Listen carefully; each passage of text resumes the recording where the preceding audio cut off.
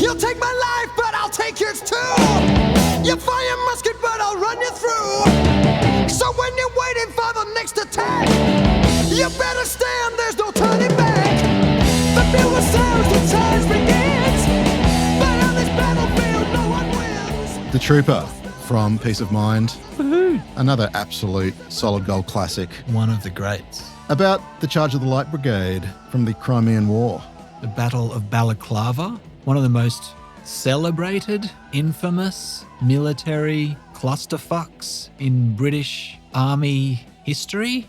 Oh, absolutely, yes. I mean, for any Australians listening, this is Britain's Gallipoli in the negative sense. I mean, this is a kind of famous episode during the Crimean War, which is a war in modern-day Ukraine, or contested ground, I guess, with Russia in recent years.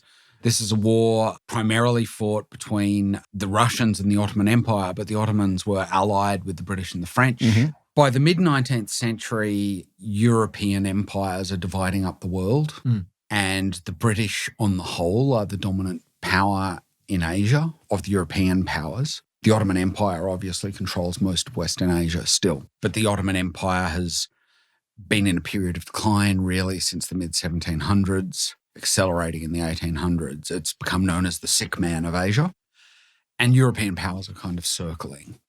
Russia's an aggressive expansionist imperial power in the 19th century, and the British are certainly concerned about Russian expansion, for example, into India through Afghanistan. This is a rivalry that became known as the Great Game. Mm-hmm. People like Rudyard Kipling and so on are writing about this late in the 19th century. So the Crimean War is one of these kind of big multinational wars of the mid-19th century, part of European power politics, but being played out, like so many of these wars, away from the European homeland. And it's a very messy military affair. It doesn't result in any terribly significant changes. It's a bit of a stalemate. But as part of this, there's the Battle of Balaclava, which is a quite significant battle in it. And in particular, this is a disastrous event for the British. You have this brigade of mounted cavalry that get told to essentially charge into a narrow valley, which is completely surrounded by Russian cannon and Russian artillery on all sides. And they get told to charge to the end, to take the post. So again, it's not unlike Gallipoli in the sense of the landing at the beaches when the Turks are on all the high points with the guns.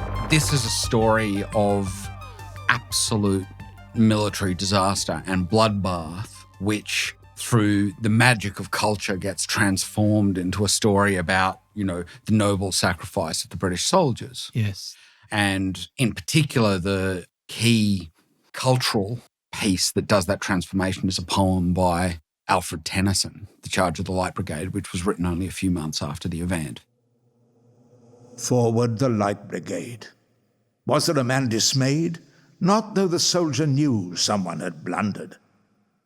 Theirs not to make reply, theirs not to reason why, theirs but to do and die. Into the valley of death rode the 600. Cannon to right of them, cannon to left of them, cannon in front of them volleyed and thundered. Stormed at with shot and shell, boldly they rode and well, into the jaws of death, into the mouth of hell, rode the 600.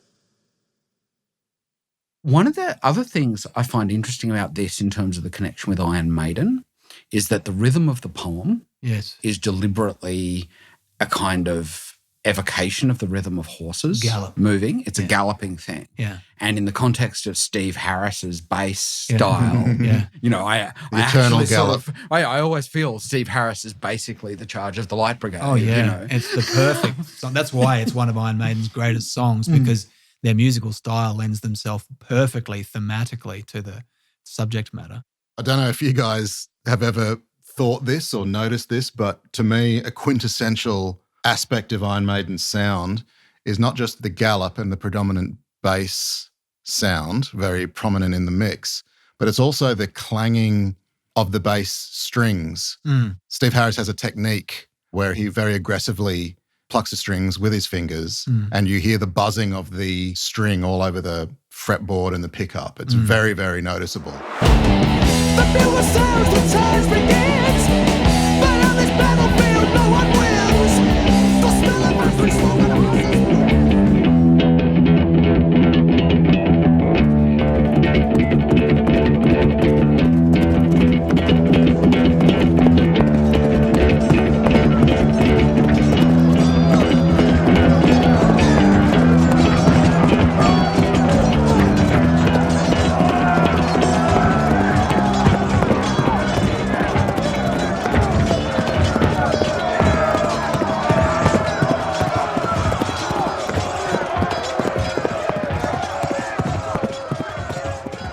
That to me sounds like clanging. It sounds like not just galloping, but you can hear the armor sort of clanging and it's like so the panniers banging against the horse's haunch, and yes, definitely, it's just got battle written all over it. This song, absolutely.